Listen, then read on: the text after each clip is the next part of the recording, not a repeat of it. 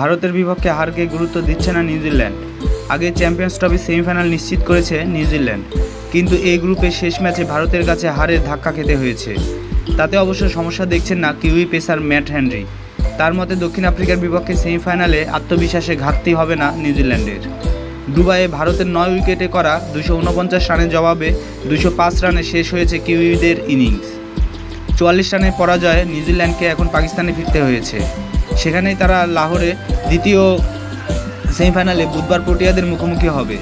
Bharat hybrid মডেলে খেলছে দেখে একই ভেন্যুতে মঙ্গলবার প্রথম সেমিফাইনালে মুখোমুখি হবে অস্ট্রেলিয়ার। ভারতের বিপক্ষে 42 রানে 5 উইকেট নেওয়া হেনরি মনে করেন ব্ল্যাক ক্যাপরা এই পরাজয়কে খুব বেশি গুরুত্ব দিচ্ছে না। আমার তো সেটা মনে হচ্ছে না, কারণ এই টুর্নামেন্টে আমরা সত্যিই ভালো ক্রিকেট খেলেছি।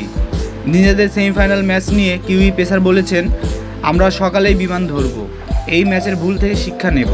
তাছাড়া পাকিস্তানে যখন যাব সেখানকার কন্ডিশন সম্পর্কে ভালোভাবে অবগত আমরা। 3 সপ্তাহ আগে লাহোরে ত্রিদেশীয় সিরিজে তারা প্রোটিয়াদেরকে 6 উইকেটে হারানোর কৃতিত্ব দেখিয়েছে।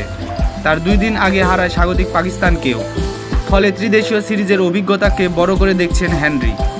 তিনি বলেছেন, ত্রিদেশীয় সিরিজে এখানে কিছু ম্যাচ খেলেছি, তাই সেমিফাইনালের জন্য আমরা প্রস্তুত। ধন্যবাদ।